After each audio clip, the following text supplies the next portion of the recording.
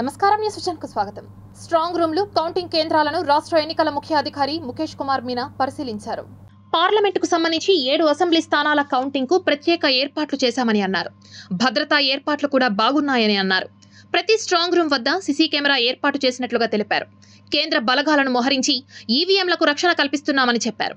అభ్యర్థులకు strong రూమ్ల footage కనపడేందుకు వీలుగా యూనివర్సిటీలోనే live link ఏర్పాటు చేశామని వెల్లడించారు. పల్నాడులో పోలింగ్ డే తర్వాత కొన్ని ఘర్షణ పూరిత అల్లర్లు జరిగాయని, అందుకే పల్నాడులో భద్రతను మరింత కట్టుదిట్టం చేశామని అన్నారు. పల్నాడులో అల్లర్లను దృష్టిలో పెట్టుకుని 20 కంపెనీల కేంద్ర బలగాలు జిల్లాలో మకాం వేశాయని అన్నారు. పల్నాడులో ప్రస్తుత పరిస్థితి అదుపులో ఉందని చెప్పారు. కౌంటింగ్ పూర్తయిన తర్వాత కూడా మరో 15 రోజుల పాటు రాష్ట్రంలో కేంద్ర బలగాల పహారా ఉంటుందని స్పష్టం చేశారు. సార్వత్రిక ఎన్నికల్లో ఘర్షణలు జరిగిన 15 సమస్యాత్మక ప్రాంతాలను గుర్తించామని పల్నాడు ఎస్పీ మల్లికా గార్గ్ ఇటీవల తెలిపారు. వివిధ కేసుల్లో 666 మంది నేర చరిత్ర గల వ్యక్తులను గుర్తించామని పేర్కొన్నారు. రౌడీ షీటర్ల మీద ప్రత్యేక నిఘా పెట్టామని, చట్ట వ్యతిరేక కార్యకలాపాలకు పాల్పడితే జిల్లా బహిష్కరణ చేస్తామని అన్నారు. మాచర్ల, నర్సారావుపేటలో పోలీస్ భద్రతను పెంచామని చెప్పారు. బైండోవర్ కేసుల్లో ముద్దాయిలను జరిమానా విధిస్తున్నామని పేర్కొన్నారు. భారీ భద్రత, సిఆర్పీఎస్ బలగాలతో పల్నాడులో భద్రతను పెంచామని వెల్లడించారు. ఈ నెల 4వ తేదీన కౌంటింగ్ సమయం కావడంతో మరింత భద్రత పెంచామని అన్నారు. పల్నాడు జిల్లాలో పోలీసులంతా కౌంటింగ్ సమయంలో విధుల్లోనే ఉంటారని స్పష్టం చేశారు. రాజకీయ పార్టీలు, నాయకులు, పల్నాడు జిల్లా ప్రజలు పోలీసులకు సహకరించాలని కోరారు. తిరుపతి శ్రీ తాతయ్యగుంట గంగమ్మ జాతర వారాల్లో భాగంగా మొదటి మంగళవారం అమ్మవారు కొబ్బరికాయల అలంకరణలో భక్తులకు దర్శనమిచ్చారు. రాష్ట్రంలోనే అత్యంత ప్రాముఖ్యతను సంతరించుకున్న తిరుపతి గంగ జాతరకు ఓ ప్రత్యేకత ఉంది. 9 రోజుల పాటు జరిగిన శ్రీ తాతయ్యగుంట గంగమ్మ జాతర ఉత్సవాలలో భక్తుల రద్దీ దృష్ట్యా అమ్మవారిని దర్శించుకోలేని వాళ్లు జాతర తర్వాత జరిగే 5 మంగళవారాల్లో అమ్మవారిని దర్శించుకుంటారు. దీంతో ఈ 5 వారాలకు ఎంతో ప్రాధాన్యత ఉంది. ఇందులో భాగంగా మొదటి మంగళవారం కావడంతో భక్తులు పెద్ద సంఖ్యలో ఆలయానికి తరలివచ్చి అమ్మవారిని దర్శించుకొని మొక్కులు తీర్చుకున్నారు. వివిధ రకాల వేషాలను ధరించి 1000 కళ్ల దుత్తలతో మొక్కులు చెల్లించుకున్నారు. ఇదిలా ఉంటే ఈ 5 మంగళవారాల్లో అమ్మవారు ఒక్కో అలంకరణలో భక్తులకు దర్శనమిస్తారు. తామరపూలు, అరటిపండ్లు, మొక్కజొన్నలు, పసుపు కొమ్ములు, నిమ్మకాయలు, కూరగాయలు, కొబ్బరికాయలు ఇలా ఒక్కో అలంకరణలో అమ్మవారు భక్తులకు దర్శన భాగ్యం కల్పిస్తారు. విశేష అలంకార భూషితురాలైన గంగమ్మ తల్లి వజ్ర కిరీటం, స్వర్ణముఖ కవచంతో భక్తులకు సాక్షాత్కరించారు. జాతర తర్వాత మొదటి మంగళవారము ఈరోజు అమ్మవారికి నారికేళములతో ప్రత్యేకమైన అలంకరణ జరిగింది. నారికేళం అనగా టెంకాయ పరమ పవిత్రమైనటువంటిది. ప్రతి పూజలోనూ ప్రతి దైవమునకు కూడా కొబ్బరికాయ నివేదనం అనేది అత్యవసరము. కొబ్బరికాయను పూర్ణ ఫలం అంటాము. ఇది సాక్షాత్తు పరమశివునితో సమానమైనటువంటిది. అమ్మ గంగమ్మకు పవిత్రమైనటువంటి జలములు కలిగినటువంటి కొబ్బరికాయలతో అలంకరణ చేసి నేడు నారికేళ గంగా లక్ష్మిగా అలంకరించడం జరిగింది. ఆ పూర్ణ ఫలములతో అలంకరింపబడినటువంటి శ్రీ గంగమ్మను దర్శనం చేసి అందరూ సంపూర్ణమైన మనోరథమును పొందగలరు. తిరుచానూరులో దొంగలు హల్చల్ చేశారు. టీటీడీ విజిలెన్స్ లో పనిచేస్తున్న సిబ్బంది ఇంట్లో సుమారు 47 గ్రాముల బంగారం, 720 గ్రాముల వెండి, 70,000 రూపాయల నగదును దోచుకుని వెళ్లారు. తిరుచానూరులో దొంగలు పట్టపగలే ఓ ఇంట్లోకి దూరి దొంగతనం చేసి దర్జాగా పారిపోయారు. బాధితులు టీటీడీ విజిలెన్స్ లో సెక్యూరిటీగా విధులు నిర్వహిస్తున్నారు. తిరుచానూరు పంచాయతీ ముత్తునగర్లో ఉన్న ఒక అపార్ట్మెంట్లో భార్యాభర్తలిద్దరూ కాపురం ఉంటున్నారు. వేసవి సెలవుల నేపథ్యంలో భార్య ఊరికి వెళ్లగా భర్త ఒకరే ఇంట్లో ఉన్నారు. సోమవారం భర్త మణి ప్రశాంత్ విధులకు వెళ్లగా భార్య సాయంత్రం ఇంటికి వచ్చి చూడగా ఇంటి తాళాలు తెరిచి ఉండడం చూసి వెంటనే తన భర్తకు, పోలీసులకు, తాను పనిచేస్తున్న టీటీడీ విజిలెన్స్ అధికారులకు సమాచారం అందించింది. వెంటనే పోలీసు వారు క్లూస్ టీంతో సంఘటనా స్థలానికి చేరుకుని వేలిముద్రలు సేకరించారు. ఈ క్రమంలో బాధితురాలు మల్లిక మాట్లాడుతూ 47 గ్రాముల బంగారం, 720 గ్రాముల వెండి, 70,000 రూపాయలు నగదు కోల్పోయినట్లుగా తెలిపారు. TTD AVSO Satish, Tiruchanur police సిబ్బంది సంఘటనా స్థలాన్ని పరిశీలించారు. తిరుచానూరు ఎస్ఐ వెంకట సుబ్బయ్య కేసు నమోదు చేసి దర్యాప్తు చేపట్టారు. మా వైఫ్ ఊరేగింది. మా అమ్మాయికి కీసు ఎక్కడ పెడుతున్నానో చెప్పేసి షూ ర్యాక్ దగ్గర పెట్టేసి సీక్రెట్గానే బయలుదేరాను. వచ్చే కొందికి మా వైఫ్ 6:30కి ఇంటికి వచ్చింది. కాల్ చేసిన వెంటనే ఇట్లా డబ్బు జరగకుండా వెంటనే నేను పోలీసు వాళ్ళకి ఇన్ఫార్మ్ చేయి, నేను వస్తున్నానని చెప్పేసి ఇంటి దగ్గర రావడం జరిగింది. ఎంత నగలు ఉన్నాయి? కరెక్ట్గా కౌంట్ చేసుకోలేదు సార్. ఇద్దరిది జ్యువెలరీ ఉన్నాయి. మేము ఇంకా అది ఎంత పోయిందో ఏమో మా ఇంట్లో మా లోపల పోలీసులు లోపలికి వెళ్ళి చెక్ చేయొద్దన్నారు. ఎందుకంటే ఫింగర్ ప్రింట్ ఉంటుంది కదా, అందుకనేసి మేము చూసుకొని చెప్తాం సార్. ఎన్టీఆర్ తెలుగు ప్రేక్షకులకు పరిచయం అక్కర్లేని పేరు. తెలుగు జాతి ఖ్యాతిని విశ్వవ్యాప్తం చేసిన మహనీయుడు ఎన్టీఆర్. ఉత్తరాదిలో మద్రాసీలుగా పేరుబడిన తెలుగువారికి ప్రత్యేక అస్తిత్వాన్ని ఏర్పరిచిన మహానేత. ఆయన 101వ జయంతి సందర్భంగా ప్రత్యేక కథనం. ఇటు నటన, అటు రాజకీయాలు రెండింటిలోనూ తనకు తానే సాటి అని నిరూపించుకున్న లెజెండరీ హీరో ఎన్టీఆర్. తెలుగు సినీ రంగాన్ని దశాబ్దాల పాటు ఏకఛత్రాధిపత్యంగా ఏలిన ఎన్టీఆర్ రాముడు, కృష్ణుడు వంటి పౌరాణిక పాత్రలకు జీవం పోసి అసలు దేవుడంటే ఇలాగే ఉంటాడేమో అనిపించారు. కేవలం పార్టీని స్థాపించిన 9 నెలల్లోనే అధికారం హస్తగతం చేసుకుని దేశ రాజకీయాల్లోనే చరిత్ర సృష్టించారు. ఎన్టీఆర్ స్ఫూర్తితో ఎందరో యువకులు రాజకీయ రంగ ప్రవేశం చేసి రాజకీయ దిగ్గజాలను సైతం మట్టి కరిపించారు. బడుగు జీవుల సంక్షేమమే పరమావధిగా తపించిన ఎన్టీఆర్ ప్రజల వద్దకే పాలన తీసుకొచ్చారు. పేదల కోసం కిలో బియ్యం 2 రూపాయలకే ఇచ్చారు.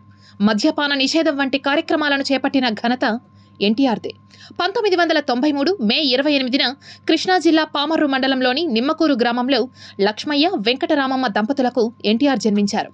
మొదట కృష్ణ అని పేరు పెట్టాలని తల్లి అనుకున్నప్పటికీ మేనమామ తారక రాముడైతే బాగుంటుందని చెప్పడంతో ఆ పేరే పెట్టారు. తరువాత అది కాస్త తారక రామారావుగా మారింది. 1942 మే నెలలో 20 ఏళ్ల వయస్సులో మేనమామ కుమార్తె అయిన బసవ తారకాన్ని పెళ్లి చేసుకున్నారు. వీరికి 11 మంది సంతానం. 7 కుమారులు, 4 కుమార్తెలు జన్మించారు.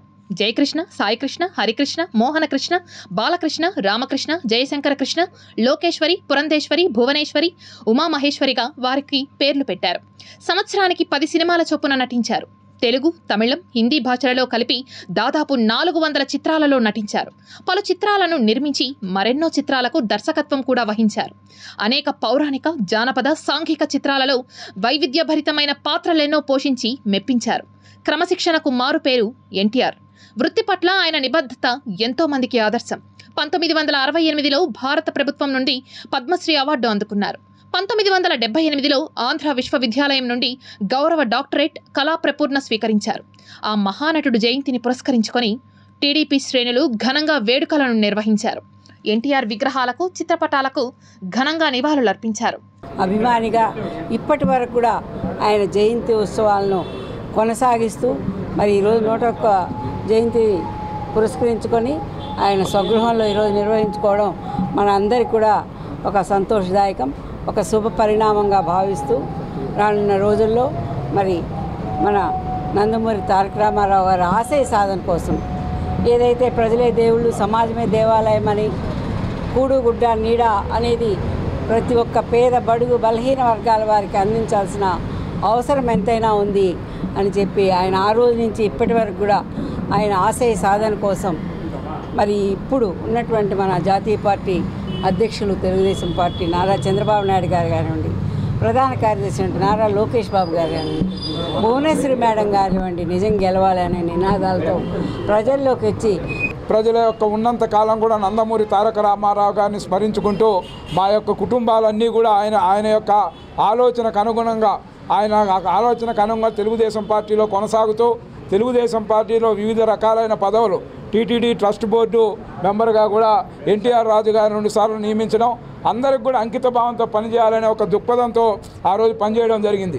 అదేవిధంగా ఎందరో అభిమానుల్ని రాజకీయంగా కూడా ఉన్నత శిఖరాలకి తీసుకెళ్లిన చరిత్ర నందమూరి తారక రామారావు గారిది. అయితే అదే కోవలో మాలాంటి అభిమానులందరినీ కూడా నేటి వరకు కూడా నారా చంద్రబాబు నాయుడు గారు పార్టీ జాతీయ అధ్యక్షులు ఈరోజు వరకు కూడా నాలాంటి వారిని కూడా ఈరోజు జిల్లా పార్టీ అధ్యక్షులుగా కొనసాగిస్తూ ఉన్నారు. గతంలో కూడా మార్కెట్ కమిటీ చైర్మన్గా కానీ అన్ని అర్హతలు ఉన్న తిరుపతిని ఏపీకి రాజధానిగా చేయాలని కొత్తగా ఏర్పడనున్న కేంద్ర రాష్ట్ర ప్రభుత్వాలను మాజీ ఎంపీ చింతామోహన్ డిమాండ్ చేశారు.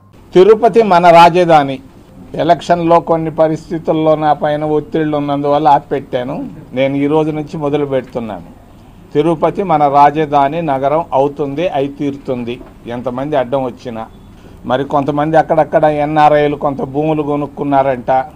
అదే భూములు ఎడకు కూడా వచ్చి కొనుక్కోండి, మా వాళ్ళు రైతులు రెడీగా ఉండారు. మరి తిరుపతి రాజధాని చెయ్యాలని ఆ రోజే జవహర్లాల్ నెహ్రూ అనుకున్నాడు 1953లో. ఎన్జి రంగా గారికి చెప్పాడు ఇది రాజధాని అయితే బాగుండేది అని. సంజీవ్ రెడ్డి గారు దాన్ని పట్టుబట్టి ఆయన ఏదో మొండి పట్టుబట్టి కర్నూలు తీసుకోబోయాడు. కర్నూలు నుంచి హైదరాబాద్ పోయింది. హైదరాబాద్ నుంచి ఇప్పుడు గాలిలో ఉంది రాజధాని. ఈ పరిస్థితుల్లో తిరుపతి సరైన ప్రాంతం. మన రాఘవులు గారు వచ్చినప్పుడు వాళ్ళ పార్టీ ఆఫీసులో చెప్తున్నాడు, రాజధాని నగరం చేసేదానికి 35,000 ఎకరాలు 30,000 ఎకరాలు అనవసరం, 1000 ఎకరాలు చాలు అంటున్నాడు. తిరుపతిలో అంత సామర్థ్యం ఉంది, మనకు అలిపిరి దగ్గర కావాల్సిన భూములు ఉన్నాయి, లేకపోతే ఏర్పేట దగ్గర ఉన్నాయి, లేకపోతే చంద్రగిరి నారావారిపల్లి చుట్టుపక్కల కూడా ఉన్నాయి, 1000 ఎకరాలు తీసుకోవచ్చు. మరి తిరుపతిని రాజధాని చేసేదానికి అందరికీ ఆమోదయోగ్యం. ఇది కాబోతుంది, అవుతుందని నేను విశ్వసిస్తున్నా. నేటి బాలలే రేపటి పౌరులు అంటారు. విద్యార్థుల భవిష్యత్తును తీర్చిదిద్దేది పాఠశాలలే. కానీ అలాంటి పాఠశాలలే అడ్డగోలుగా ఫీజులు వసూలు చేస్తూ విద్యార్థుల భవిష్యత్తుతో చెలగాటమాడుతున్నాయి. ప్రభుత్వ నిబంధనలకు విరుద్ధంగా ప్రైవేట్ విద్యా సంస్థలు వివిధ రకాల పేర్లను పెట్టి ఫ్లెక్సీలను ఏర్పాటు చేసి అడ్మిషన్లను చేపడుతున్నా విద్యాశాఖ అధికారులు మాత్రం పట్టించుకున్న పాపాన పోవడం లేదు. పాఠశాలలు, కళాశాలల్లో పాఠ్య పుస్తకాలను అమ్ముతూ వ్యాపార కేంద్రాలుగా మార్చేస్తున్నారు. వేసవి సెలవుల్లో 10వ తరగతి, ఇంటర్ పూర్తి చేసిన విద్యార్థులకు ప్రత్యేక తరగతులు నిర్వహిస్తున్నారు. వాటిపై విద్యాశాఖ అధికారులు చర్యలకు ఉపక్రమించడం లేదన్న ఆరోపణలు వినిపిస్తున్నాయి. ఇదిలా ఉంటే పుట్టగొడుగుల్లా పుట్టుకొస్తున్న ప్రైవేట్ పాఠశాలలు విద్యార్థుల చదువును సంతలో సరుకుగా మార్చేస్తున్నాయి. విద్యా సంవత్సరం ఇంకా ప్రారంభం కానేలేదు, అప్పుడే కొన్ని ప్రైవేట్ స్కూళ్లలో ప్రారంభమైపోయాయంటూ దోపిడీకి తెరతీస్తున్నాయి. అడ్మిషన్ తీసుకోవాలంటే డొనేషన్లని, బుక్స్కి సపరేట్ అని, యూనిఫామ్కి సపరేట్ అని, ఐఐటి ఫౌండేషన్ అని, ఒలింపియాడ్ ఫౌండేషన్ అని, IPE, bus fee, special activities, ఇలా రకరకాల పేర్లతో అడ్డగోలుగా ఫీజులు వసూలు చేస్తున్నారు. అన్నిటికన్నా దారుణమైన సంగతి ఏంటంటే, మా వద్దే పాఠ్యపుస్తకాలు, నోట్బుక్స్, యూనిఫామ్, షూ, టై, బెల్ట్ ఖచ్చితంగా కొనాలని తల్లిదండ్రులపై హుకుం జారీ చేస్తున్నారు. తమ పిల్లలకు ఉన్నతమైన విద్యను అందించాలన్న తల్లిదండ్రుల కోరిక, కార్పొరేట్ సిస్టంపై వారికున్న మోజే ప్రైవేట్ విద్యా సంస్థల కాసుల వసూళ్లకు అవకాశంగా మారింది. ప్రభుత్వ నిబంధనలను పక్కన పెట్టి అక్రమ వసూళ్లకు తెరతీస్తున్నారు. ఇలాంటి వారిపై విద్యాశాఖ అధికారులు కొరడాను జులిపించి ఫీజులను నియంత్రించాల్సిన అవసరం ఎంతైనా ఉందని తల్లిదండ్రులు, విద్యార్థి సంఘాల నాయకులు కోరుతున్నారు. కార్పొరేట్ విద్యా సంస్థల్లో ప్రభుత్వ పుస్తకాలకు సంబంధించినటువంటిది ప్రైవేటు పుస్తకాలు వాళ్ళే సిలబస్ తయారు చేసుకొని కొంత ప్రభుత్వం తయారు చేసినటువంటి ఎన్సీఆర్టీ సిలబస్కు సంబంధించినటువంటిది కొంత భాగం, అదేవిధంగా ప్రైవేటు పాఠశాలల యాజమాన్యాలు కొంత భాగం తయారు చేసుకొని ఆ పుస్తకాలను విరివిరిగా పంపిణీ చేయడం అనేది జరుగుతూ ఉంది. ఒక్కొక్క సంబంధించినటువంటిది యూకేజీ పుస్తకాలకు సంబంధించినటువంటి దాంట్లో కార్పొరేటు, ప్రైవేటు విద్యా సంస్థల్లో, అదేవిధంగా సిబిఎస్ చదువుతున్నటువంటి సంస్థల్లో కూడా దాదాపు 8,000 రూపాయల నుంచి 15,000 రూపాయల దాకా డబ్బులు వసూలు చేస్తూ ఉన్నారు. అదేవిధంగా నోట్స్ బుక్లు కూడా వాళ్ళ విద్యా సంస్థలకు సంబంధించినటువంటి అట్టలపైన వాళ్ళ పేర్లు వేసుకొని ఆ పుస్తకాలే కొనాలి, మీరు బయట నుంచి నోటు పుస్తకాలు తెచ్చుకోకూడదు, మేము ఎన్సీఆర్టీకి సంబంధించినటువంటి పుస్తకాలు మేము అమ్ముతున్నాము, మా దగ్గరే మీరు కొనాలి, బయట వాటికి సంబంధించిన దాంట్లో 2,000 రూపాయలు 3,000 రూపాయల పుస్తకం విలువలు ఉంటే వాళ్ళ దగ్గర మాత్రం 15,000 రూపాయల నుంచి 20,000 రూపాయల దాకా పుస్తకాలకు, అదేవిధంగా బట్టలకు ఇవి ఫీజులంతా కూడా దుర్మార్గమైనటువంటి పద్ధతిలో ఈరోజు వసూలు చేస్తూ ఉన్నారు. వీటినన్నింటినీ అరికట్టాల్సినటువంటి ప్రభుత్వం కానీ, అరికట్టాల్సినటువంటి అధికార వ్యవస్థ కానీ కళ్ళు మూసుకొని నిద్రపోతా ఉంది తప్పితే విద్యాశాఖ అధికారులు పూర్తిగా తెలిసినా కూడా ఈరోజు కుమ్మక్కయ్యి ప్రైవేట్ కార్పొరేట్ విద్యాసంస్థలతో కుమ్మక్కయ్యి ఈరోజు ఏమాత్రం కన్నెత్తి చూడకుండా ఈరోజు వాళ్ళు ఆఫీస్లో పడుకుంటున్నారు తప్పితే ఈరోజు ప్రైవేట్ విద్యాసంస్థలు, కార్పొరేట్ విద్యాసంస్థలో ఈరోజు జరుగుతున్న దారుణాలను ఎవరు చూడడం లేదు. కాబట్టి వెంటనే మేము ఎస్ఎఫ్ఐకి డిమాండ్ చేస్తున్నది ఏమంటే, ఇప్పటికైనా విద్యాశాఖ అధికారులు కళ్ళు తెరిచి ప్రైవేట్ కార్పొరేట్ విద్యాసంస్థలో బుక్ స్టేషనరీ మొత్తం కూడా స్వాధీనం చేసుకొని దాన్ని సీజ్ చేయాలి. లేకపోతే మేమే అన్ని పాఠశాలలకు వెళ్ళి ఖచ్చితంగా పుస్తకాలు అయితే ఏంటి ఎక్కడ పడితే అక్కడ పట్టుబడితే మాత్రం ఖచ్చితంగా మేమే వెళ్ళి అవన్నీ కూడా స్వాధీనం చేసుకొని కలెక్టర్ గారికి కంప్లైంట్ ఇస్తామని చెప్పేసి మేము తెలియజేస్తాం. తిరుపతి వైకుంఠపురం ఆర్చ్ సమీపంలో ఓ గుర్తు తెలియని వ్యక్తి కట్టెల గోడంకి నిప్పు పెట్టి వెళ్లిపోగా వెంటనే ఫైర్ సిబ్బంది స్పందించడంతో మంటలు వ్యాపించకుండా చేయడంతో ప్రమాదం తప్పింది. తిరుపతి వైకుంఠపురం ఆర్చ్ సమీపంలో గల కరెంట్ ఆఫీస్కి వెళ్లే మార్గంలో కుడివైపు ఉన్న కట్టెల గోడంకి గుర్తు తెలియని వ్యక్తి నిప్పు పెట్టగా వెంటనే స్థానికులు స్పందించి సంబంధిత ఫైర్ సిబ్బందికి తెలియజేయడంతో సంఘటనా స్థలానికి చేరుకున్న అగ్నిమాపక సిబ్బంది మంటలను అదుపు చేసే ప్రయత్నం చేశారు. ఫైర్ సిబ్బంది తక్షణమే స్పందించడంతో అక్కడ ప్రమాదం ఏమీ చోటు చేసుకోలేదని స్థానికులు తెలిపారు. అయితే ఎవరు నిప్పు పెట్టారు అనే సంగతి తెలియాల్సి ఉందని స్థానికులు తెలిపారు. ఇక్కడ జరిగినటువంటి అగ్ని ప్రమాదం చాలా పెను ప్రమాదం తప్పిందనే చెప్పాలి. ఎందుకంటే పక్కనే ఉన్నటువంటి గడ్డివాము, ఆనుకొని ఉన్నటువంటి ఇల్లు, ప్రజలు చుట్టుపక్కల ఉన్నారు, చాలా ఇబ్బంది కలిగేది.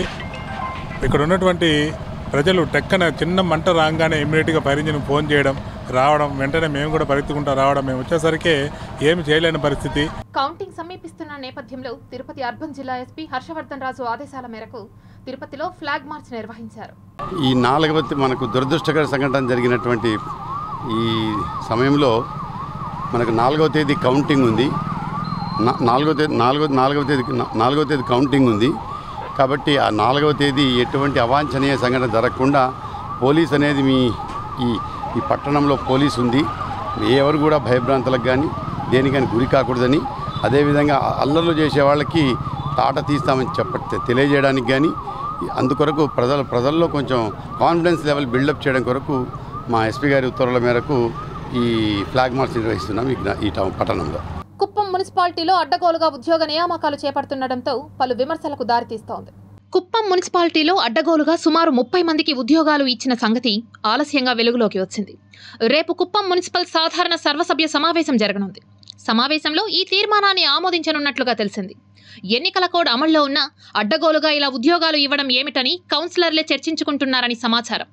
మున్సిపాలిటీలో విధులు నిర్వర్తించేందుకు సిబ్బంది లేకపోవడంతో 30 మందిని నియమించుకున్నట్లు మున్సిపాలిటీ సాధారణ సమావేశం అజెండాలో పేర్కొనడం చర్చనీయాంశంగా మారింది.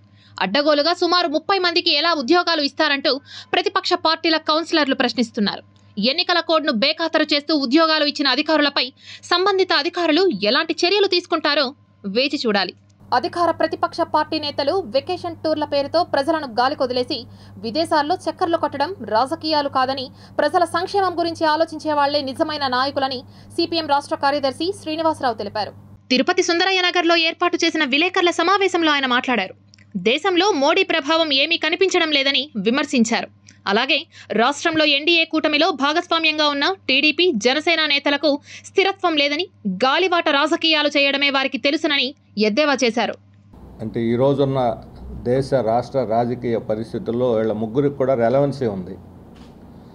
ఒక రకంగా ఈరోజు మన దేశానికి వచ్చినటువంటి అత్యంత ప్రమాదకరమైనటువంటి మతోన్మాదం గత 15-20 రోజులుగా ప్రధానమంత్రి మోడీ మాట్లాడుతున్నటువంటి ఉపన్యాసాలు, ట్వీట్లు చూస్తూ ఉంటే దేశ భవిష్యత్తు ఏమైపోతుందనే ఆందోళన ఈరోజు ప్రతి ఒక్కరికి కలుగుతున్నది. మనకే కాదు, ఇప్పటివరకు బీజేపీకి స్ట్రాంగ్ ఓటర్స్గా, సింపథైజర్స్గా ఉన్నటువంటి వాళ్ళకు కూడా ఈరోజు భయం, ఒక రకమైన అభద్రతాభావం, భయం ఏర్పడుతుంది. దేశం ఏమవుతుంది, 75 ఏళ్ళు స్వతంత్రం మనం సాధించుకున్న ఈ స్వాతంత్రం, స్వేచ్ఛ, ప్రజాస్వామ్యం హరించుకుపోతుంది మన కళ్ళెదురుగానే అనేటువంటి భయాందోళన వ్యక్తం అవుతున్నాయి. అందుకనే ఉత్తరాది రాష్ట్రాల్లో ఈరోజు తీవ్రమైనటువంటి వ్యతిరేకత బీజేపీ మీద వచ్చింది.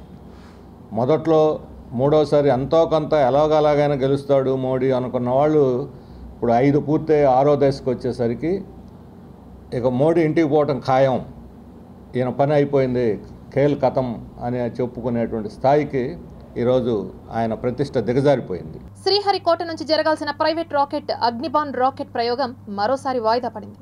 సతీష్ ధావన్ స్పేస్ సెంటర్ వేదికగా మంగళవారం ఉదయం రాకెట్ను ప్రయోగించాల్సి ఉంది. అయితే ప్రయోగానికి ముందు సాంకేతిక సమస్య తలెత్తడంతో ఇస్రో శాస్త్రవేత్తలు వాయిదా వేశారు. దీంతో 4వసారి రాకెట్ ప్రయోగం వాయిదా పడినట్లయింది. చెన్నైకి చెందిన private startup company Agnikul cosmos aerospace సంస్థ అగ్నిబాన్ సబార్బిటాల్ టెక్నాలజీ డెమాన్స్ట్రేటర్ రాకెట్ను ప్రతిష్టాత్మకంగా రూపొందించింది. సొంత లాంచ్ ప్యాడ్ ఏర్పాటు చేసి సముద్ర మట్టానికి తక్కువ ఎత్తులో ఉపగ్రహాన్ని ప్రవేశపెట్టాలనుకుంది.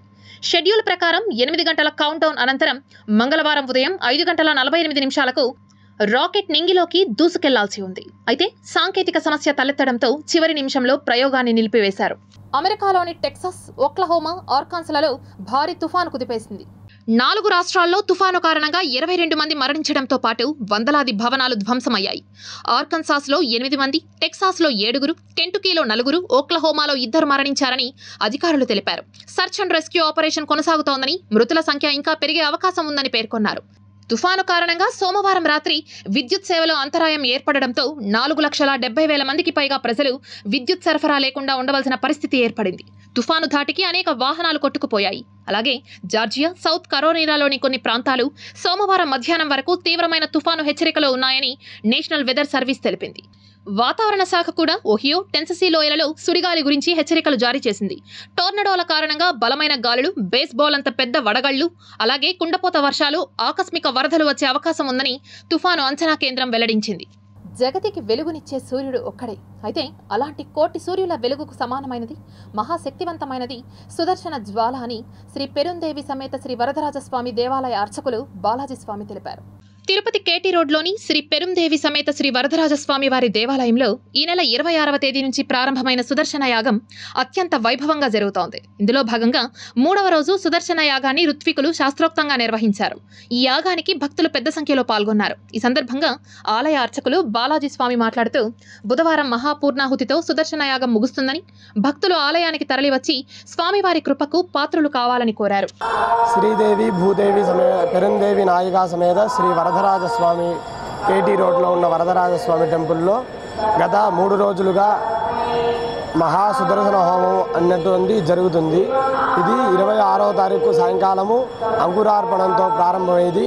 27 పొద్దున, 27 సాయంకాలం, అలాగే 28 పొద్దున, 28 సాయంకాలం, 29వ తారీఖు పొద్దున మహాపూర్ణాహుతి జరగబోతుంది. ఇది శ్రీ హెచ్ఎస్ చిన్నజీయంగారు స్వామి ఆధ్వర్యంలో ఉండే టెంపుల్లో రేపు చిన్నజీయ స్వామి వేయించేసి ఈ హోమాన్ని పరిపూర్ణం చేస్తారు. శ్రీ సుబ్రహ్మణ్యేశ్వర స్వామి పంచలోహ ఉత్సవమూర్తికి ప్రాణ ప్రతిష్టాపన చేసినట్లు ఆలయ ధర్మకర్త రెడ్డప్పనాయుడు తెలిపారు. ఓటేరులోని క్షత్రియ నగర్లో శ్రీ వినాయక స్వామి వారి దేవాలయంలో సుబ్రహ్మణ్య స్వామి వారి పంచలోహ ఉత్సవమూర్తికి ప్రాణ ప్రతిష్ఠ చేసినట్లు పేర్కొన్నారు. ఈ సందర్భంగా రెడ్డప్పనాయుడు మాట్లాడుతూ వినాయక స్వామి వారి ఆలయంలో ఉన్న పంచలోహ శివలింగానికి, గణనాథుని ఉత్సవమూర్తికి, సుబ్రహ్మణ్యేశ్వర స్వామి వారికి పంచామృతాలతో అభిషేకం చేసి భక్తులకు ప్రత్యేక దర్శన ఏర్పాట్లు చేయడం జరిగిందని, ఓటేరు క్షత్రియ నగర్లోని ప్రజలందరూ విచ్చేసి స్వామివారి కృపకు పాత్రులు కావాలని ఆయన కోరారు. మరొక వినూత్న కార్యక్రమం ఏమంటే, మనము పంచలోహాలతో తయారు చేసినటువంటి సుబ్రహ్మణ్యేశ్వర స్వామి యొక్క విగ్రహాన్ని మన గుడిలో ఈరోజు పెట్టడం జరుగుతుంది. కాబట్టి అందువలన సుబ్రహ్మణ్య స్వామి కూడా వినాయక స్వామి గారి తమ్ముడు. అందువలన ఆ కార్యక్రమాన్ని కూడా ఈరోజు దాతల యొక్క దీంతో ఎంతో అద్భుతంగా చేశాము. ఈ కార్యక్రమానికి కూడా మీరు కూడా వచ్చి మరొకసారి తిరుపతి పట్టణ ప్రజలైతేనేమి, అదేవిధంగా భక్తులు 50 మంది కూడా వచ్చి సుబ్రహ్మణ్యేశ్వర స్వామిని దర్శించుకొని వారి యొక్క ఆశీస్సులు పొందాలని కూడా మీ ద్వారా తెలియజేస్తున్నాం. ఆధ్యాత్మిక మార్గం ద్వారా సామాజిక స్పృహ పెంచేందుకు అన్నమయ్య తన కీర్తనలను ఒక ఆయుధంగా మలుచుకున్నారని, తద్వారా సామాన్య ప్రజలకు భగవంతుని తత్వాన్ని బోధించారని అన్నమాచార్య ప్రాజెక్టు డైరెక్టర్ విభీషణ శర్మ తెలిపారు. అవి డబ్బా పాలు తాగినట్టుగా ఉంది, అమ్మ పాలు తాగినట్టుగా పండితుల నుంచి మంచి గూఢ పదార్థ నిర్ణయం చేసి తాత్పర్య విశేషాంశాలతో పుస్తకాలు తీసుకురాకపోతే తెలుగు సారస్వతానికి పెద్ద లోటే అవుతుంది, పద సాహిత్యానికే కాదు అని అంటే వెంటనే జవహర్ రెడ్డి గారు దీన్ని ప్రారంభించండి అని అన్నారు. అంటే 100 సంవత్సరాల తర్వాత ఈ సారస్వత సమారాధనలో ప్రతిపదార్థ నిర్ణయం చేయాలి అనేటువంటి ఒక సందేశం అధికార వర్గాన్ని నుంచి వచ్చిన తర్వాత పాలిటెక్నిక్ డిప్లొమా కోర్సుల్లో అభ్యర్థులు అర్హత పొందేందుకు ఏపీ పాలిసెట్ కౌన్సిలింగ్ నిర్వహిస్తున్నట్లు తిరుపతి శ్రీ వెంకటేశ్వర ప్రభుత్వ పాలిటెక్నిక్ కళాశాల ప్రిన్సిపల్ కోఆర్డినేటర్ ద్వారకానాథ్ రెడ్డి తెలిపారు. POLYCET rank card, POLYCET hall ticket plus fee payment receipt, ఇవి మామూలుగా 3 ఉంటాయి. ఇవి కాకుండా 4th క్లాస్ నుంచి 10th క్లాస్ వరకు study certificates, 10th class mark list వచ్చి ఉండదు, ఒక డౌన్లోడ్ చేసుకొని తీసుకురావాలి. ప్లస్ 10th క్లాస్ టీసీ, ఇవి కామన్ అందరికీ. క్యాస్ట్ అప్లై అయ్యే వాళ్ళకి, ఎస్సీ ఎస్టీ బీసీ వాళ్ళకి క్యాస్ట్ సర్టిఫికేటు అది లేటెస్టే ఉండాలి క్యాస్ట్ సర్టిఫికేటు. ఇంక ఎకనామికలీ బ్యాక్వర్డ్ క్లాసులకి ఈడబ్ల్యూఏ సర్టిఫికేట్ అని తీసుకురావాలి. అది ఏ ఇయర్కి ఆ ఇయరే అప్లై అవుతుంది. ఈ సంవత్సరం కాబట్టి 1/1/2024 నుంచి ఇచ్చింది మాత్రమే అప్లై అవుతుంది. ఒక ఇన్కమ్ సర్టిఫికేట్ అయితే 4 years నుంచి, అంటే 21 January నుంచి ఇప్పటి వరకు ఎప్పుడు ఇచ్చినా కూడా అప్లై అవుతుంది. ఒకవేళ లేకపోతే మనకు రేషన్ కార్డు తీసుకురావాలి. ఇవి మెయిన్. ఇలా ఈ సర్టిఫికేట్లో ఏది మిస్ అయినా ఇబ్బందికరంగా ఉంటుంది. దీనికి సంబంధించిన కోటా మనకు అప్లై కాదు. విద్యార్థులను శారీరకంగా మరియు మానసికంగా వారి శారీరక మానసిక ఎదుగుదలకు యోగా దోహదపడుతుందని యోగా శిక్షకురాలు తహసునిసా బేగం పేర్కొన్నారు. ఆంధ్రప్రదేశ్ గ్రంథాలయ శాఖ ఆధ్వర్యంలో 18 సంవత్సరాల లోపు ఉన్న విద్యార్థులకు వేసవి శిక్షణా తరగతులు నిర్వహిస్తున్నారు. ఈ క్రమంలో తిరుపతిలోని గ్రంథాలయంలో యోగా, పెయింటింగ్, స్పోకెన్ ఇంగ్లీష్ వంటి వాటికి శిక్షణ ఇస్తున్నట్లుగా తెలిపారు. ఈ సందర్భంగా యోగా శిక్షకురాలు మాట్లాడుతూ యోగా చేయడం వల్ల మనసు, శరీరం ఏకాగ్రతతో పనిచేస్తాయని, చిన్ననాటి నుండి యోగాను అలవాటు చేసుకుంటే మానసిక ఒత్తిడి నుంచి అధిగమించేందుకు ఉపయోగపడుతుందని తెలిపారు. పిల్లలకు spoken English, memory techniques, drawing and painting and yoga కూడా ఇక్కడ నేర్పించబడుతుంది. నా పేరు Tahasunnisa Begum, we support charitable trust ఫౌండర్ని. So we support charitable trust తరపు నుండి ఇక్కడ జిల్లా గ్రంథాలయంలో యోగా పోయిన సంవత్సరం కూడా ఫ్రీ సమ్మర్ క్యాంప్లో నేర్పించడం జరిగింది. ఈ సంవత్సరం కూడా పిల్లలందరూ కూడా యోగా కావాలి అని కోరుకోవడం వల్ల ఈ సంవత్సరం కూడా యోగా అనేది ఇక్కడ నేర్పించబడుతుంది. ఈ సమ్మర్ క్యాంపు 15వ తేదీ నుంచి జరుగుతుందండి, ఈ మే 15 నుంచి. వైకాపా నాయకులు సాయి ప్రసాద్ ప్రథమ వర్ధంతిని పురస్కరించుకొని ఆయన చిత్రపటానికి పలువురు ప్రముఖులు పుష్పాంజలి ఘటించి నివాళులర్పించారు. ఓ ప్రైవేట్ కళ్యాణ మండపంలో ఏర్పాటు చేసిన సాయి ప్రసాద్ ప్రథమ వర్ధంతికి మేయర్ డాక్టర్ శిరీష, కార్పొరేటర్లు, వైకాపా నాయకులు, డివిజన్ ప్రజలు పెద్ద ఎత్తున విచ్చేసి సాయి ప్రసాద్కు ఘన నివాళులు అర్పించారు. ఈ సందర్భంగా మేయర్ డాక్టర్ శిరీష మాట్లాడుతూ, సాయి అతి చిన్న వయస్సు నుంచి పార్టీకి ఎనలేని సేవ చేశారని, సాయి సేవను గుర్తు చేసుకుంటూ ఆయనను స్మరించుకున్నారు. వారి కుటుంబ సభ్యులకు మనోధైర్యం కల్పించాలని భగవంతుని ప్రార్థిస్తున్నట్లు తెలిపారు. చాలా ఆనందంగా గడిపే వ్యక్తి సాయి. వైఎస్ఆర్సీపీ పార్టీ కూడా వాళ్ళ కుటుంబం మొత్తం ఎంత బాగా పనిచేస్తారో కష్టపడి అనేది మనందరికీ తెలుసు. అందులో సాయి కూడా చాలా కష్టపడి పనిచేసేవాడు. అటువంటిది సడన్గా ఆకస్మికంగా మనల్ని అందరినీ వదిలేసి వెళ్ళి సంవత్సరం పూర్తి అయ్యిందంటే నమ్మశక్యంగా లేదు. సాయి ఆత్మ ఖచ్చితంగా శాంతిగా ఉండి పైనుంచి అందరినీ దీవించాలని మనస్ఫూర్తిగా కోరుకుంటూ, అలాగే వాళ్ళ కుటుంబ సభ్యులకు కూడా ధైర్యాన్ని ఆ దేవుడు ప్రసాదించాలని కోరుకుంటున్నాను. తిరుమల శ్రీవారిని పలువురు ప్రముఖులు దర్శించుకున్నారు. ఈ రోజు ఉదయం నైవేద్య విరామ సమయంలో తిరుమల శ్రీవారిని deputy speaker Kolagatla Veerabhadraswamy, MP Gorantla Madhav, love me cinema team Harshitareddy, Ashish Reddy శ్రీవారిని దర్శించుకున్నారు. వీరికి ఆలయ అధికారులు ప్రత్యేక దర్శన ఏర్పాట్లు చేయగా వేద పండితులు తీర్థ ప్రసాదాలను అందజేశారు. అనంతరం వీరు ఆలయం వెలుపల మీడియా ప్రతినిధులతో మాట్లాడారు. ఈవీఎం ట్యాంపరింగ్ చేయడం అనేది 2019లో మరి అధికారంలో ఉన్న చంద్రబాబు నాయుడు ఎందుకు చేసుకోలేకపోయాడు అని అడుగుతున్నాం. జరుగుతుంది అనుకుంటే, అధికారంలో ఉన్నవాడు చేస్తాడనుకుంటే చంద్రబాబు నాయుడు ఆ రోజు చేసి ఉండాలి కదా. అవన్నీ అపోహలకు గురై గెలిచినప్పుడు మా బలము, ఓడినప్పుడు ఈవీఎంలో మోసము, అధికారుల మోసం. ఇవాళ రాష్ట్రంలో అధికారులందరూ కూడా జగన్మోహన్ రెడ్డి గారికి ప్రభుత్వానికి వ్యతిరేకంగా ఉన్నారు ఒక భావన ప్రజల్లో కల్పించారు. అధికారులు అందరూ ఆ విధంగా లేకపోయినప్పటికీ మెజార్టీ పీపుల్ ఉన్నారని అపోహ కల్పించారు. మరి వాళ్ళ సహకారంతో ఇవన్నీ కూడా వాళ్ళే చేశారేమని మేము భావిస్తున్నాం. అనేక ప్రాంతాల్లో జరిగాయి. మాచర్ల అనేది గుంటూరు, పల్నాడు జిల్లా. మీ జిల్లాలో జరగలేదా? కాళహస్తి ఎక్కడది ఎవరు గుప్తా, అనేక ప్రాంతాల్లో జరిగాయి. వాళ్ళు ఒక ప్లాన్ ప్రకారం వైఎస్ఆర్ కాంగ్రెస్ పార్టీ నాయకులను ఇరికించడానికి ఆ ప్రాంతంలో వీడియోలు గట్టా క్లిప్పింగ్లు తీసి ఇవ్వడం జరిగింది. వాడు ప్రశాంత కిషోర్ కాదు, వాడు అశాంతి కిషోర్. అశాంతి కిషోర్ కానీ మాటలు, వాని మాటలకు, వాని మంత్రాలకు చింతకాయలు రాలవు, లేదా పిల్లి చాపిస్తే ఉట్లు దిగవనేది వాడు గుర్తుపెట్టుకోవాలి. అతను ఏదైతే ప్రశాంత్ కిషోర్ రాజకీయంగా కూడా అతను ఒక పార్టీని పెట్టి ఒక పార్టీలో చేరో అతను సఫలీకృతం కావాలని కూడా ప్రయత్నం చేయడం జరిగింది. శకునం పలికిన బల్లి కుడితిలో పడినట్టు వాడు ఎక్కడ కూడా సక్సెస్ కాలేదనేది రాష్ట్ర ప్రజలందరూ కూడా గుర్తు చేసుకోవాలి. ప్రశాంత్ కిషోర్ వాడు తెలుగుదేశం పార్టీ వైపు చేరి అశాంతి కిషోర్గా మారినాడు. అతని మాటలను నమ్మి తెలుగుదేశం పార్టీలో చాలామంది ₹1 రూపాయన్నర బెట్టు కాయటం జరుగుతూ ఉంది. వారికి అందరికీ తెలియజేసేది 2019లో ఏవైతే రిజల్ట్స్ ఉన్నాయో ఆ రిజల్ట్సే పునరావృతం కాబోతున్నాయి. ఫారెస్ట్ అధికారులు సినీ పక్కీలో చేజింగ్ చేసి 2.5 కోట్ల రూపాయలు విలువ చేసే ఎర్రచందనం దుంగలను చిత్తూరు ఫారెస్ట్ అధికారులు మంగళవారం స్వాధీనం చేసుకుని ఒక వ్యక్తిని అదుపులోకి తీసుకున్నారు. తమిళనాడు రాష్ట్రం తిరువన్నామలై జిల్లా కుట్రకరై గ్రామానికి చెందిన 3 దుండగులు తిరుపతి జిల్లా మంగాపురం అటవీ ప్రాంతం నుంచి ఎక్స్క్యూవీ మహేంద్ర వాహనంలో 21 ఎర్రచందనం దుంగలను వేలూరుకు తరలిస్తున్నట్లుగా ఫారెస్ట్ అధికారులకు సమాచారం అందింది. ముందస్తుగా వచ్చిన సమాచారం మేరకు చిత్తూరు జిల్లా ఫారెస్ట్ అధికారి చైతన్య కుమార్ రెడ్డి ఆదేశాల మేరకు ranger Thomas, DRO Khan Singh తన సిబ్బందితో సినీ పక్కీలో చేజింగ్ చేసి రంగంపేట వద్ద పట్టుకునేందుకు ప్రయత్నించగా 2 దుండగులు పారిపోగా గోవిందరాజన్ అనే వ్యక్తిని అదుపులోకి తీసుకున్నారు. ఈ మేరకు కేసు నమోదు చేసుకుని దర్యాప్తు చేస్తున్నట్లు చైతన్య కుమార్ రెడ్డి మీడియాకు తెలిపారు. జిల్లాలో 3 రోజుల పాటు నిర్వహించిన గజగణన పూర్తి చేసినట్లు డిఎఫ్ఓ చైతన్య కుమార్ రెడ్డి వెల్లడించారు.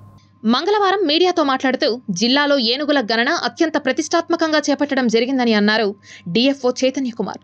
వివిధ రకాలుగా గణాంకాలను చేపట్టి జిల్లాలో సుమారు 100 ఏనుగులు ఉన్నట్లుగా గుర్తించినట్లు తెలిపారు. ఈ మేరకు అటవీ ప్రాంతంలోనే ఏనుగులు ఉండే విధంగా వాటికి అవసరమైన ఆహారం, నీళ్లు అటవీ ప్రాంతంలోనే సమకూర్చే విధంగా చర్యలు చేపట్టడం జరుగుతోందని అటవీ శాఖ అధికారి వివరించారు. ఏనుగుల ద్వారా నష్టం జరిగిన వెంటనే 1-2 రోజుల్లో నష్టపరిహారం చెల్లించడం జరుగుతుందని అన్నారు. ఆంధ్రప్రదేశ్ రాష్ట్రంలో ఇతర రాష్ట్రాలతో పోలిస్తే ఫారెస్ట్ అత్యంత పకడ్బందీగా అమలవుతోందని డిఎఫ్ఓ చైతన్య కుమార్ రెడ్డి వెల్లడించారు. ఈ కార్యక్రమంలో చిత్తూరు ఫారెస్ట్ రేంజ్ అధికారి Thomas, DRO Kiran Singh, forest సిబ్బంది తదితరులు పాల్గొన్నారు. ఏనుగుల గణాంకాలు పూర్తయినాయి. ఏదైతే 3 రోజుల exercise synchronous elephant estimation exercise ఉందో ఆ 3 రోజుల ఎక్సర్సైజ్ కూడా పూర్తయింది. తర్వాత మనకు మన డిస్ట్రిక్ట్కి సంబంధించిన డేటా అంతా కూడా కంపైల్ చేయడం జరిగింది. అదేవిధంగా తిరుపతి, అన్నమయ్య, మిగతా పార్వతీపురం, మన్యం, విజయనగరం సంబంధించిన డేటా అంతా కూడా ఒకటే సింగిల్ ఫార్మాట్లో తీసుకొచ్చేసేసి మనము కర్ణాటక పంపించడం జరుగుతూ ఉందండి. మన జిల్లాలో వచ్చేసేసి 90 నుంచి 110 దాకా ఉండేచ్చు అని చెప్పేసి ఒక అంచనా మనం కట్టాము. కానీ ఎగ్జాక్ట్ రేంజ్ అనేది మనము మొత్తం సౌత్ ఇండియా అంతా కూడా ఒకేసారి రిపోర్ట్ రిలీజ్ చేస్తారు. అప్పటికి మనకి ఎగ్జాక్ట్ ఫిగర్ వస్తుందండి. పూతలపట్టు నియోజకవర్గం మండల కేంద్రమైన ఐరాలలో వెలసిన పాలేటి గంగమ్మ జాతర మంగళవారం అత్యంత వైభవంగా నిర్వహించారు. ప్రతి ఏడాది పాలేటి గంగమ్మ జాతర ప్రతిష్టాత్మకంగా నిర్వహించడం ఆనవాయితీ. ఈ సందర్భంగా మంగళవారం నుంచి బుధవారం వరకు పాలేటి గంగమ్మ జాతర నిర్వహించేందుకు నిర్వాహకులు ఏర్పాట్లను పూర్తి చేశారు. ఉదయం అమ్మవారికి ముసుగు తొలగించి ప్రత్యేక పూజలు నిర్వహించారు. అనంతరం అంబలి నైవేద్యం, పిండి దీపాలు సమర్పించి పొంగళ్ల కార్యక్రమం చేపట్టారు. అనంతరం అమ్మవారికి ఐరాల పరిసర ప్రాంత ప్రజలు చీరా సారెలతో పూజలు నిర్వహించి మొక్కులు తీర్చుకున్నారు. బుధవారం ఉదయం అమ్మవారికి చెంపనరికే కార్యక్రమాన్ని నిర్వహించి నిమజ్జనం కార్యక్రమం చేపట్టడం జరుగుతుందని నిర్వాహకులు తెలిపారు. ఈ కార్యక్రమానికి తమిళనాడు, కర్ణాటక రాష్ట్రాల నుంచి అధిక సంఖ్యలో భక్తులు పాల్గొని మొక్కుబడులు తీర్చుకున్నారు. ఈ వార్తలు ఇంతటితో సమాప్తం. సమగ్ర సమాచారంతో సృజనలో మళ్ళీ కలుద్దాం. అంతవరకు సెలవు. నమస్కారం.